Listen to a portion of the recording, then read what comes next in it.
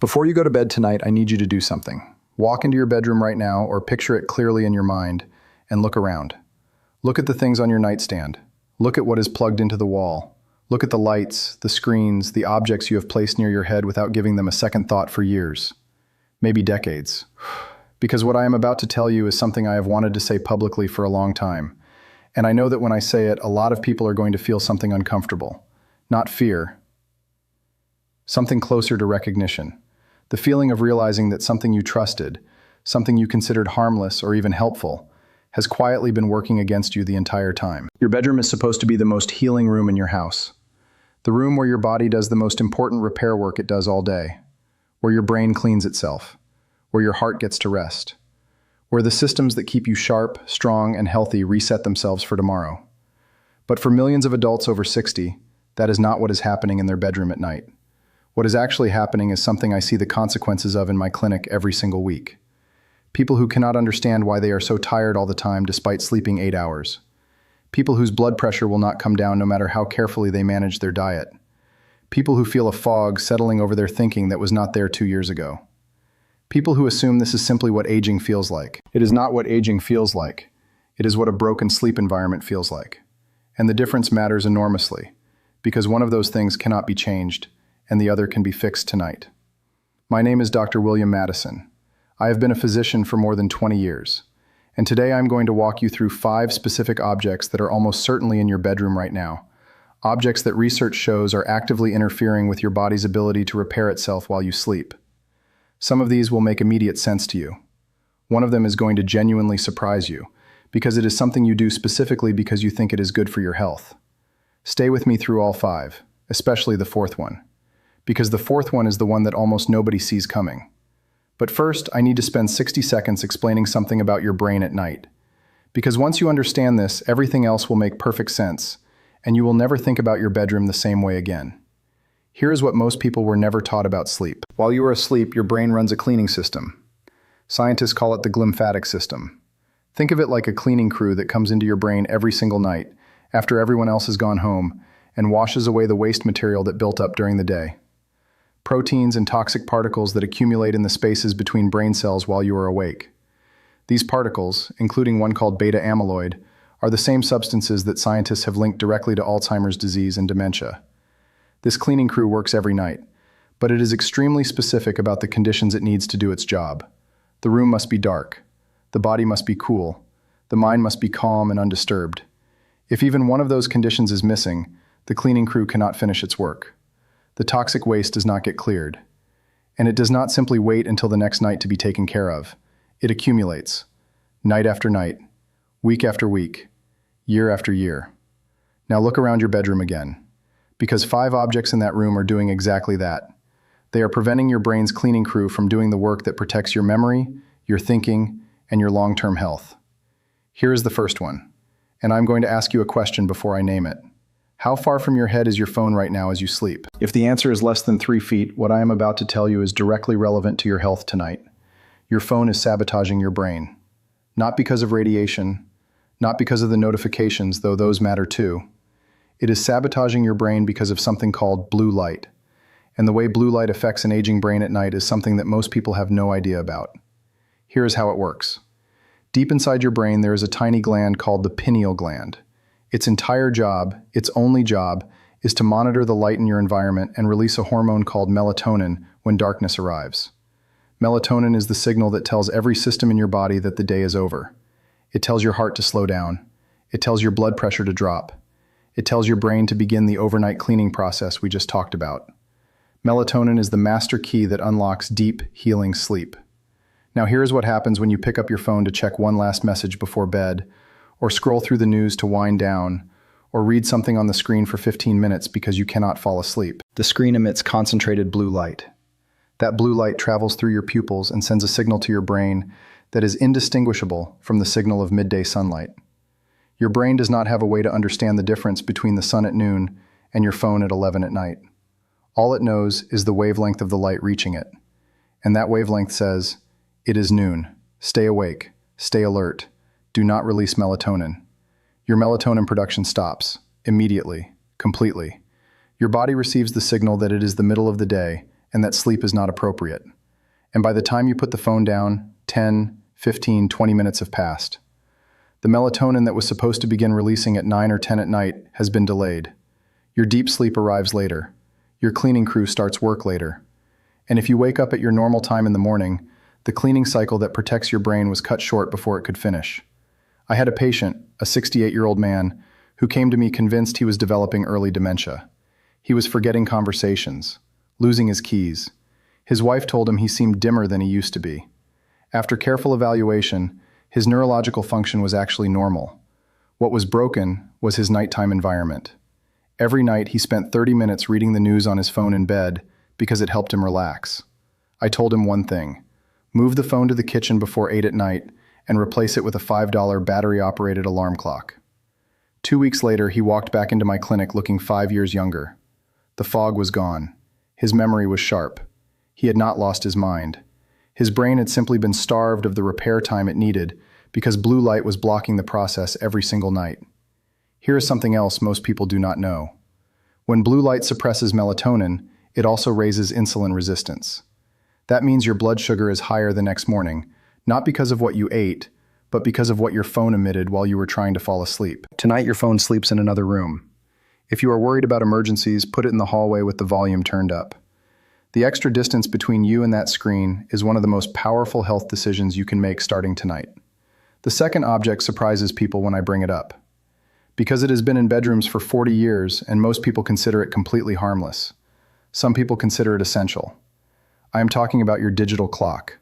The one sitting on your nightstand with the glowing red or green numbers that tell you the exact time every time you open your eyes. You keep it there because you want to feel in control. You want to know what time it is if you wake in the night. You want to be sure you are not going to miss your alarm. That desire for control makes complete sense. But in this case, the control is costing you something significant. Here is what actually happens at a biological level when you wake up at 2:45 in the morning and look at those numbers. In the fraction of a second that you read the time, your brain begins calculating. 3 hours of sleep. Need to be up at 7. That means 4 hours left if I fall back asleep right now. What if I cannot fall back asleep? What if I am tired at breakfast? What about that appointment at 10? I cannot drive safely when I am exhausted. This entire chain of thought happens almost instantly, and every step of it activates your sympathetic nervous system, your fight or flight system, the system designed to respond to physical danger. Your brain releases cortisol and adrenaline. Your heart rate goes up, your blood pressure rises, your muscles tighten. You are now biologically in a state of alarm, lying in a dark room, with your eyes closed, in complete physical safety, with no actual threat present. And because your body is now flooded with stress hormones, falling back asleep becomes genuinely difficult. You lie there, eyes closed, mind racing, for an hour or more. And all of that time your blood pressure is elevated at the exact hour when it is supposed to be at its lowest point of the entire day. Here is why that matters specifically for people over 60. Your blood pressure is supposed to drop by 10 to 20% during sleep. That nighttime drop is one of the main ways your body protects your arteries from stiffening. It is one of the things that reduces your risk of having a stroke. When that drop does not happen because stress hormones are keeping your pressure elevated, the arteries bear the full force of normal blood pressure for the entire night, every night. Doctors call this a non-dipping blood pressure pattern, and it is one of the most reliable predictors of cardiovascular events in older adults. All of it triggered by reading the time on a clock. The solution is the simplest thing on this entire list. Tonight, turn the clock around so the numbers face the wall. You will still hear the alarm in the morning. But when you wake in the night, you will not know whether it is 2 in the morning or 5 in the morning. And because you do not know, your brain has nothing to calculate. No panic, no cortisol, no adrenaline. Just the calm, quiet recognition that it is still dark and it is still night, and there is nothing required of you right now. I have seen this single change, turning a clock to face the wall, reduce nighttime anxiety in patients more reliably than several of the prescription options I have available. It is not complicated, it is not expensive, it is free, and it takes 3 seconds. Do it tonight. The third object is one that feels deeply comforting, especially in the colder months of the year, and I understand why people love it. I am a doctor, not someone who is trying to take away the things that bring comfort. But the biology here is clear, and once you understand it, I think you will be willing to make a small adjustment. I am talking about your electric blanket. Getting into a pre-warmed bed on a cold night is one of life's simple pleasures. The warmth soothes sore joints, relaxes tense muscles, and feels like being wrapped in safety. I am not going to argue with any of that. But leaving the blanket on all night is doing something to your body that prevents the deepest, most healing levels of sleep from ever arriving. Here is the biology. Your body has a built-in process for entering deep sleep. And one of the essential steps in that process is a drop in your core body temperature. Not a dramatic drop, just 1 to 2 degrees. That small temperature decrease is a biological trigger. It tells your brain that sleep conditions are right and that it is safe to move into the slow, deep phases of sleep where the real repair work happens, where your heart gets to rest most fully, where your brain cleaning system operates most efficiently, where growth hormone is released to repair muscle and tissue. When your body cannot cool down because an electric blanket is maintaining an artificially warm temperature around you all night, that trigger never fires. You sleep in a lighter, more superficial phase all night. Your eyes are closed. You are technically unconscious. But the deepest restoration is not happening. The cleaning crew is not getting full access. The heart is not getting its full rest. You wake up after 8 hours of sleep feeling like you barely slept. Because at the level of deep cellular repair, you barely did. I treated a woman of 71 who had been using an electric blanket on high heat for 3 years to manage nighttime leg cramps. She was waking up 9 or 10 times a night, feeling exhausted every morning, and assumed her body was simply falling apart with age. We made one change. I asked her to use the blanket to warm the bed before she got in, and then to unplug it completely once she was settled. Within 1 week, she was sleeping through the night. The leg cramps improved because her body's own temperature regulation, once it was allowed to operate normally, managed her circulation more effectively than the external heat had. She had not been suffering from age. She had been suffering from a comfort habit that had become a health problem. Use your electric blanket as a pre-warming tool. Turn it on 20 minutes before bed, climb in, then unplug it completely from the wall. If you need warmth during the night, use wool or heavy cotton layers that your body can push aside as needed. Let your body be the temperature regulator. It is better at that job than any electrical device. Cool body, deep sleep, real repair. Now we have arrived at the fourth object, the one I promised would surprise you. The one that goes against almost everything you have been told about taking care of yourself as you get older. I am talking about the glass of water on your nightstand. Before you close this video, hear me out. Because I am not telling you that water is bad. I am not telling you to drink less water overall. I am a physician who takes dehydration in older adults extremely seriously, because it is genuinely one of the most common and most underdiagnosed problems in people over 60. Dehydration affects thinking, kidney function, blood pressure, and the risk of urinary tract infections. What I am telling you is this: when you drink water, and when you stop drinking water for the night, matters more than almost any conversation about hydration ever acknowledges. Here is what happens when you keep a glass of water on your nightstand and reach for it every time you wake during the night. Every time you drink, you add fluid that your kidneys will need to process. The kidneys do not pause their work because it is 3 in the morning. They filter the fluid and signal the bladder when it needs emptying. And every time that signal fires and you have to get out of bed in the dark, 2 things happen that are both dangerous. The first danger is physical: falls. The statistics on this are sobering, and I want you to hear them clearly. Falls during nighttime bathroom trips are one of the leading causes of serious injury in adults over 60. Not falls downstairs, not falls outdoors. Falls in the bedroom and hallway in the dark, in a semi-conscious state, in a body whose blood pressure has just shifted suddenly from lying down to standing up. When you move from lying flat to standing upright, your blood pressure drops briefly, a phenomenon called orthostatic hypotension. In the daytime, when you are fully alert and your reflexes are sharp, your body manages this transition smoothly. At 3 in the morning, when you are groggy and moving quickly because your bladder is urgent, it cannot always manage it in time. One misstep on the way to the bathroom can mean a fractured hip, and a fractured hip in an older adult begins a cascade of consequences that can permanently alter the course of a life. The second danger is less dramatic but equally important over time. Every time your bladder wakes you up, it interrupts your sleep cycle at whatever phase it has reached. A complete sleep cycle takes roughly 90 minutes. You need to complete 4 or 5 full cycles in a night to get the full brain cleaning benefit we discussed at the beginning. Every interruption resets the cycle. If you are waking 2 or 3 times a night to use the bathroom, you may never be completing more than 1 or 2 full cycles. You are living on the shallowest, least restorative portion of your available sleep, every single night, and waking up feeling exhausted in a way that more hours in bed will not fix. The solution is something I call front-loading hydration. Drink your water during the morning and early afternoon when your body can process and clear it well before bedtime.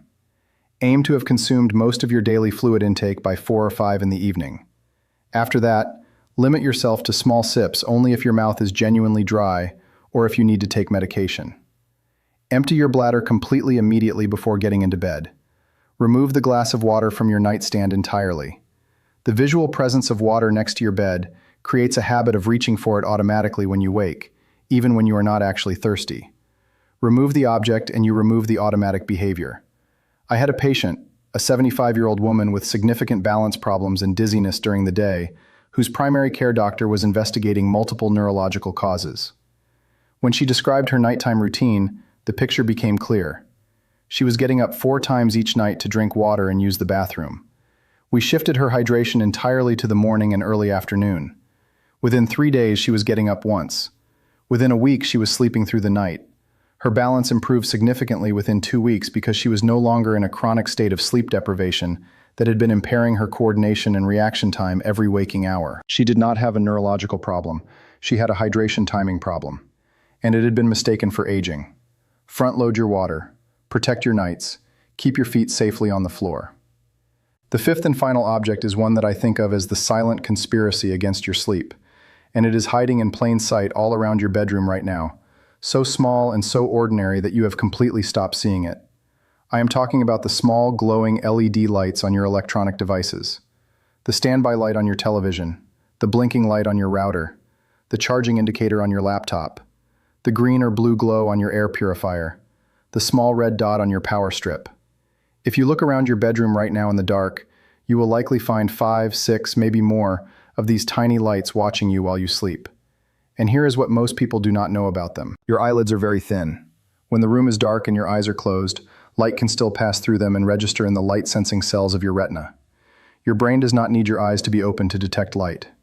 Even a small, dim, blinking light in a dark room sends a continuous low-level signal to your nervous system that says, "The environment is active.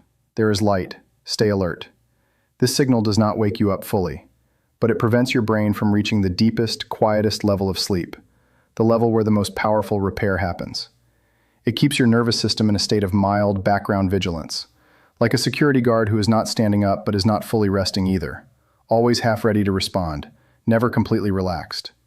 Your ancestors slept in darkness that was total and absolute. No streetlights outside the window, no glowing power strips, no standby LEDs, complete darkness. And in that darkness, the body produced its maximum levels of growth hormone, repair chemicals, and the melatonin needed for deep, fully restorative sleep. Your biology was calibrated over thousands of years for that environment, and now you are asking it to perform in a room filled with electronic light sources that never existed in any environment your body was designed for. The fix is so inexpensive it feels almost too simple. Go to the hardware store and buy a roll of black electrical tape. It costs about $2. Tonight, go around your bedroom and place a small square of tape over every single glowing light you find. The router, the television, the power strip, the charging cable, everyone. Cover them all. If there is a street lamp or outdoor light coming through your window that you cannot eliminate, buy a quality sleep mask made from a soft, breathable material. It is one of the most cost-effective longevity investments available.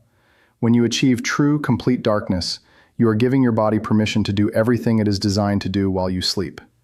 Permission to release the hormones that repair your tissue. Permission to run the cleaning cycle that protects your brain from the proteins linked to Alzheimer's. Permission to let your heart rate and blood pressure drop fully. Permission to heal. Do not let tiny electronic lights steal that from you every night for the rest of your life. I want to stop for a moment before we finish and tell you about a patient who brought all of this together for me in a way I have never forgotten. She was 74 years old. She was taking 3 different blood pressure medications. Despite all 3, her readings remained consistently high. Her doctor was considering adding a 4th medication. She came to me for a second opinion. I did not change a single medication. Instead, I asked her to describe her bedroom in detail. Her phone was on the nightstand 6 inches from her head. Her digital clock displayed the time in bright red numbers visible from the bed. She used an electric blanket throughout the night. She kept a large glass of water on the nightstand and drank from it whenever she woke. And her router sat on the dresser across the room, blinking steadily all night. We made 5 changes. Phone to the kitchen, Clock turned to face the wall. Blanket unplugged after warming the bed. Water moved to a morning-only schedule. Tape over every LED light in the room. 1 month later, her blood pressure had dropped so significantly that her primary doctor reduced her from 3 medications to 1. Not because of a new drug, not because of a new diagnosis, because her body finally had the conditions it needed to do what it had been trying to do for years. She was not sick. She was environmentally sabotaged. And when we fixed the environment, her biology fixed itself. That is the core of everything I have shared with you today. Your body is not broken. It is not simply aging beyond your control. It is a biological system that performs repair work of extraordinary sophistication every single night, but only when the conditions allow it. When the room is dark enough, cool enough, calm enough, and free from the interruptions that modern life has placed inside the one room that was supposed to be a sanctuary. You have the ability to create those conditions tonight. Not next week. Not after your next doctor's appointment. Tonight, before you close your eyes. I know that 5 changes at once can feel like too much. So here is what I want you to do. Start with 2. The 2 easiest ones. The ones that cost nothing and take 30 seconds. Move your phone to another room and turn your clock to face the wall. Just those 2. Tonight. Then notice how you feel when you wake up tomorrow morning. Notice whether the first few minutes of the day feel different. Whether the heaviness in your head is a little lighter. Whether the stiffness in your body takes less time to ease. That small, real, personal piece of evidence is worth more than anything I can tell you, because it is your body confirming that the environment you sleep in directly determines the repair that happens while you are in it. Once you feel that difference, adding the next change becomes easy. Then the next. Build your sleep sanctuary piece by piece, over a week or 2, at whatever pace feels manageable. There is no rush. But there is a reality. Every night you spend in a compromised sleep environment is another night your brain's cleaning cycle is incomplete. Another night your blood pressure does not drop fully. Another night your body falls slightly further behind on the repair work it needed to complete. You have worked your entire life. You have earned a room that works as hard for your body as you worked for everything else. Your bedroom should be the most powerful health tool in your home, not a collection of objects quietly working against you while you sleep. Make it what it was always supposed to be. If something in this video shifted how you think about your bedroom and your sleep, please share it with one person tonight. Not a general share. Think of one specific person whose health you care about. Someone who mentions being tired all the time and cannot explain it. Someone whose blood pressure is difficult to manage. Someone who wakes up multiple times a night. Someone who is starting to notice their memory feeling less sharp than it used to be. Send them this. Because the information that changes an outcome is only useful if it reaches the right person before the damage has been accumulating long enough to become irreversible. Your sleep is not passive. Your bedroom is not neutral. Both of them are either working for your health every night or working against it. Tonight, choose which one it will be. I'm Dr. William Madison. Sleep well, protect your brain, and I will see you in the next video.